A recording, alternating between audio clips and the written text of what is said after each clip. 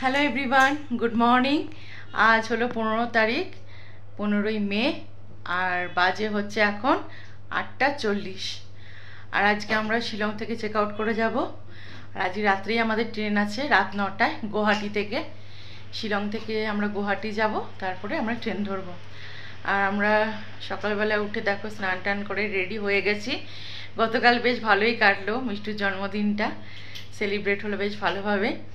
আর চলো আজকে তোমাদেরকে রুম ট্যুরটাও দেবো, আর বাকি সবার কেমন লাগলো ঘুরে সেসবও তোমাদের সাথে শেয়ার করব।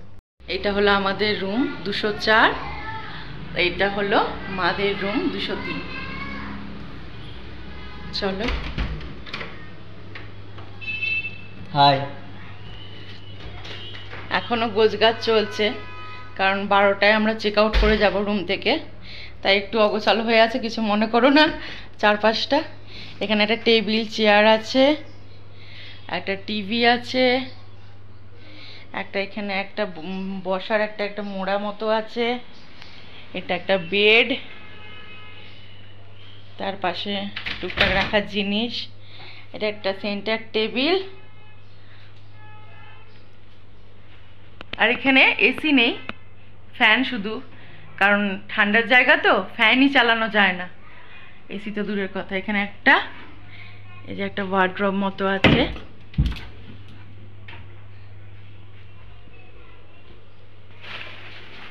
চলো ওয়াশরুমটা। এখানে একটা মিরর আছে, মিররের পাশে আছে ডাস্টবিন, আর এটা হলো ওয়াশরুম, এটা কোমোড, এটা বেসিন এরিয়া, গিজারেরও ব্যবস্থা আছে,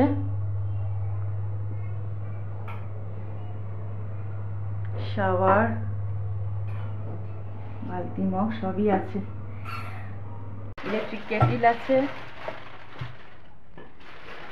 ফোন আছে, আর এখানে একটা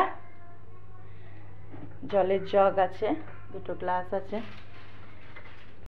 ভালোই, আমাদের যেরকম রুমটা সেম মাদের রুমটাও তাই, আর একই জিনিস আছে সব কিছু। আর এখানে ফুডিং লজিং দুটোই আছে। আর এখানে আজকে আমরা খাবো দুপুরবেলা, কীরকম খাবার খাইনি এতদিন, বাইরে থেকে খেয়েছি। খাবার আশা করি ভালো হবে, কারণ আমরা চাটা খেতাম এখান থেকে, চাটা বেশ ভালোই বানাতো। আর চলো এখন আবার একটু বেরোবো, একটুখানি টুকটাক মার্কেটিং করতে। শিলংয়ের মার্কেট তো ঘোরা হয়নি, তাই এখন বেরোবো, একটুখানি ব্রেকফাস্ট করে নিয়ে মার্কেটিং করব। মার্কেটিং করে নিয়ে সেখানে খাবো, লাঞ্চটা করে নিয়ে তারপর হোটেল থেকে চেক আউট। ব্রেকফাস্ট করে নিয়ে আমরা চলে গিয়েছিলাম শিলং মার্কেটে। আর মার্কেটটাকে ঘুরে দেখার জন্য গেছিলাম, আর টুকটাক একটু কেনাকাটার জন্য গেছিলাম। আর তখন আর কি 9:30 কি 10টা বাজে, তখনই আমরা গেছি, সবে মাত্র দোকানগুলো আর কি সবে বসছে, আর সেই সময় আমরা ঠিক গেছি, কারণ আমরা তারপর চেক আউট করে চলে যাব, তাই আমাদের একটু তাড়া ছিল, তাই আর কি সকাল সকালই গেছি। আর সারাদিন যেহেতু দোকানগুলো খোলা থাকে, তাই 10টা-11টা থেকেই বসে, আর রাত্রি 8টা অবধি দোকানগুলো খোলা থাকে। আর দেখতে পাচ্ছ কত রকমের ব্যাগ আর জুতো। এই মার্কেটে ঠিক নিউ মার্কেট যেরকম বসে কলকাতায়, ঠিক সেই রকম ফুটের ধারে অনেক রকমের জিনিস পাওয়া যায়, ঠিক যেরকম নিউ মার্কেটে বসে থাকে। ভ্যারাইটি রকমের ব্যাগগুলো বেশ সুন্দর লাগছিল, কত রকমের ব্যাগ ছিল, আর দামগুলো ঠিক সেই রকমই ছিল। শিলংয়ের জিনিসপত্র একটু কস্টলি। আর এখানে দেখো জামা কাপড়েরও দোকান বসেছে, দোকান বলা যায় না এগুলোকে, ওই ফুটের ধারে আর কি বসে লোকজন। আর এখানে মিষ্টি স্ট্রবেরি দেখতে পেয়ে একটুখানি বললো যে চলো স্ট্রবেরি কিনি, স্ট্রবেরি খাবো বলছিল, তাই আর কি এখানে স্ট্রবেরি কিনে নিচ্ছিল।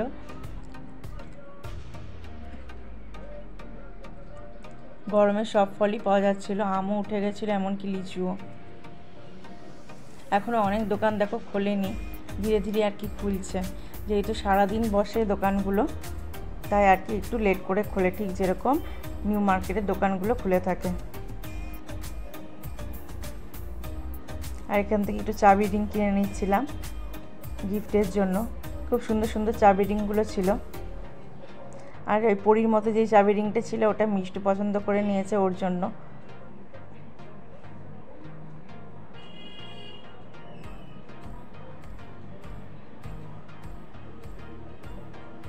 কোথাও যাব ঘুরতে আর টুকটাক কিছু কিনবো না তা কি কখনো হয় নাকি? বিশেষ করে বাঙালিরা কোথাও না কোথাও গেলে সেখান থেকে তো শপিং করেই থাকে, সেই রকমই আর কি আমরাও করে নিচ্ছিলাম।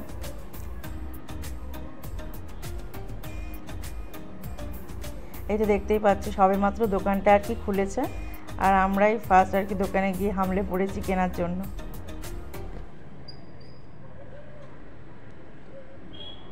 কারণ তাড়াতাড়ি কেনাকাটা করে আবার হোটেলে ফিরে লাঞ্চ করে নিয়ে আবার আমাদের শিলং থেকে বেরোতে হবে, কারণ আমাদের আবার ট্রেন ছিল, গুয়াহাটি যেতে হতো, তাই আর কি তাড়াতাড়ি আমরা বেরিয়ে পড়েছিলাম ব্রেকফাস্ট করে মার্কেটিংয়ের জন্য। আর এখানে একটু ছাতা কিনে দেখেছিলাম, ছাতাগুলো বেশ সুন্দর সুন্দর লাগছিল, এক একটা কালার এক এক রকম ছিল, বেশ সুন্দর লাগছিল। দেখো এই প্রিন্টেড ছাতাগুলো, শেষমেশ আমরা এই ব্লু কালারের ছাতাটাই নিয়েছি। ছাতা টুপি সব বিক্রি হচ্ছিল এখানে। এনারাও যারা ছাতা বিক্রি করছিল তাদের সাথে কথা বলছিলাম আর কি, ওনারাও আর কি পশ্চিমবঙ্গের লোক, ওনাদের বাড়ি আর কি, ওনারা দুর্গাপুরে থাকেন কিন্তু এখানে শিলংয়ে ব্যবসা করেন। তারপরে এই দোকানে ঢুকে গেছিলাম একটু জ্যাকেটের জন্য, বেশ সুন্দর সুন্দর জ্যাকেট ছিল।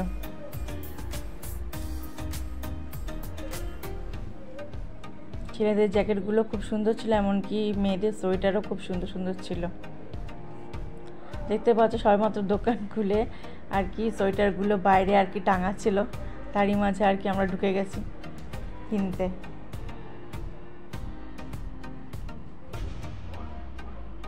আর এখানে দেখো সবজি মার্কেট বসেছে, সব সবজি পাওয়া যাচ্ছে, পটল, বিনস, মটরশুঁটি সব কিছুই পাওয়া যাচ্ছিল।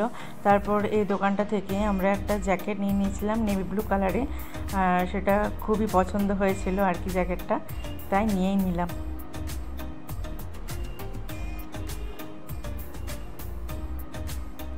এরপর মার্কেটিং করার পর আমরা চলে এসেছিলাম হোটেলে। তারপরে একটুখানি ফ্রেশ হয়ে নিয়ে তারপর লাঞ্চ করতে চলে এসেছি। এটা হচ্ছে হোটেলের ডাইনিং এরিয়া, দেখতে পাচ্ছ কফি মেশিন আছে আর চেয়ার টেবিল সব রাখানো, আর ডাইনিং এরিয়াটাও বেশ সুন্দর। আমরা জানতাম না যেটা প্রথমেই যে এখানে ডাইনিং হলটা একদম ওপরে, একদম রুমের লাগোয়ায়, না হলে এখান থেকেই আমরা লাঞ্চ ডিনার সব করতাম। আর এখান থেকে ভিউটা বেশ সুন্দর, একদিকে হচ্ছে মার্কেটের ভিউ পাওয়া যাচ্ছিল আর একদিকে পাহাড়ের ভিউ। আর এই দেখো ওখানে ঈশান আর মিষ্টি বসে আছে, আর এই দেখো মার্কেটের ভিউটা কি সুন্দর, দোকানগুলো সবেমাত্র খুলছে আর বেশ সুন্দর। আর দূরে ওই যে ট্যাক্সি স্ট্যান্ড, ওখান থেকে ট্যাক্সি বুক করে দূরে যদি কোথাও ঘুরতে যাও তাহলে ঘুরতে যাওয়া যায় ট্যাক্সি করে, সব কালো আর হলুদ ট্যাক্সি। আর এই দিকটা দেখো পাহাড়ের ভিউ, সব লাইন দিয়ে সব ট্যাক্সিগুলো আছে।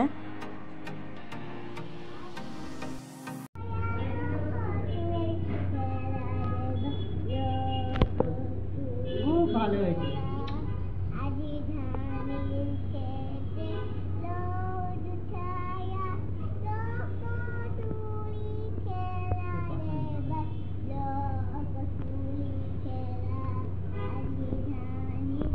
মিষ্টু কেমন গান গাইলো দেখলে তো, ওর বাবাকে গান শোনাচ্ছিল ওখানে বসে। এরপর লাঞ্চ আমাদের চলে এসছে, লাঞ্চ আমরা করে নিচ্ছি। সিম্পল লাঞ্চে অর্ডার করেছিলাম ভাত, ডাল, একটু আলু ভাজা, আলু সিদ্ধ আর পাঁপড় ভাজা।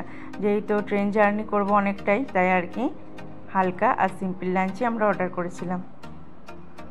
কিন্তু খাবারগুলো বলতে গেলে খুবই সুন্দর ছিল, পুরো ঘরোয়া খাবার, কোনো রিচ নয়।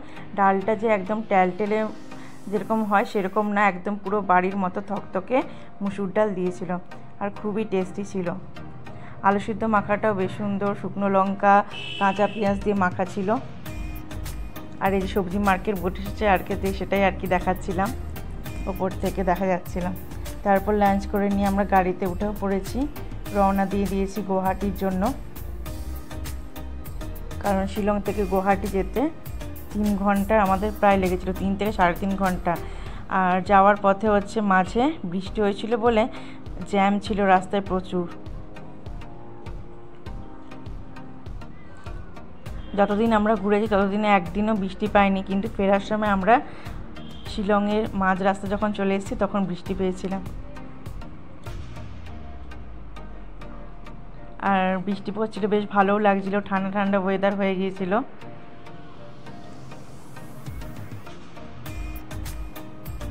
আর এত সুন্দর হাওয়া দিচ্ছিল বলে আমি আর কি একটু জানলা খুলে মুখ বাড়িয়ে সেই বিশুদ্ধ হাওয়াটা নিচ্ছিলাম।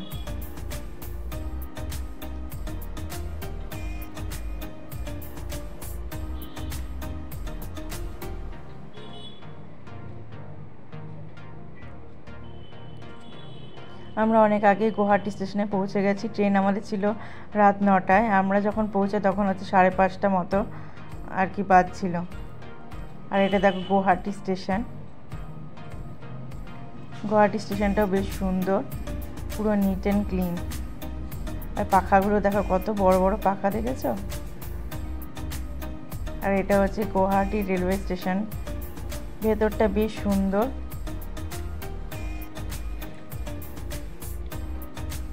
পুরো হচ্ছে আসামের কালচারগুলোটা পুরো আর কি ফুটিয়ে তুলেছে স্টেশনের মধ্যে। দেখো খুব সুন্দর স্টেশনটা। এ দেখো বিভিন্ন রকম অসমীয়া নৃত্য এখানে আর কি তুলে ধরেছে, সেগুলোর মূর্তি তৈরি করে তার প্রতিচ্ছবি আর কি রেখে দিয়েছে। দেখো খুবই সুন্দর। এগুলো আর কি অসমের আর কি ডান্স ফর্ম, এগুলো এক একটা। কত রকম ইনস্ট্রুমেন্টালের ছবি আছে, এখানে চা তুলছে, এগুলো সব ছবি, পেন্টিং। এগুলো সব ওপরে যেগুলো দেখতে পাচ্ছ এগুলো সব পেন্টিং। আর মিষ্টি যে এরা যেই ভঙ্গিতে আর কি নাচ করছে সেই রকম ভঙ্গি অনুযায়ী ও নাচ করছিল, দেখো দাঁড়িয়ে দাঁড়িয়ে। আর সেটাই আর কি ভিডিও করে নিলাম একটু।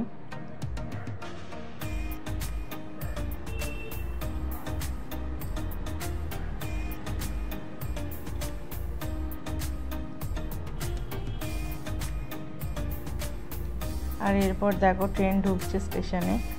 ট্রেন রাইট টাইমই ঢুকেছিল গুয়াহাটিতে, কিন্তু ছেড়েছিল 1 ঘন্টা লেটে। 1 ঘন্টা স্টেশনে দাঁড়িয়েছিল ট্রেনটা।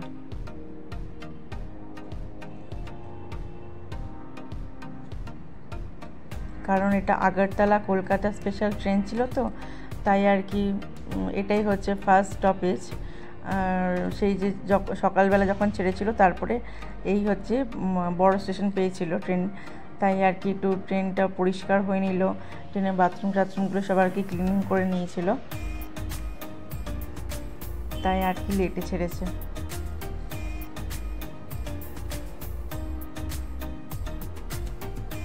আর পুরোটাই হচ্ছে এসি বগি ছিল ট্রেনটা। এটাও একটা সামার স্পেশাল ট্রেন, আগরতলা থেকে কলকাতা।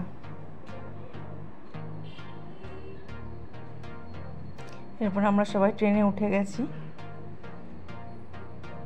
ট্রেনে উঠে সবার একটু স্বস্তি মিলল, কারণ বাইরে তো প্রচুর গরম ছিল, শিলং একটু ঠান্ডা ছিল। আর ঠান্ডার জায়গা থেকে যতটা নিচে নেমে আসছি তত গরম, তাই এসি ট্রেনে ওঠার পর সবার একটু হাত ছেড়ে বাঁচলাম। আর এই দেখো ট্রেন আমাদের ছেড়েও দিয়েছে। এটা হচ্ছে তার পরের দিনের ভিডিও। সেদিন রাত্রে আর কিছু ভিডিও করিনি। আর এই শীতে ছিল তো ঠান্ডা লাগছিল বলে মিষ্টুকে আর কি পুরো একটা গেঞ্জি পরে দিয়েছিলাম।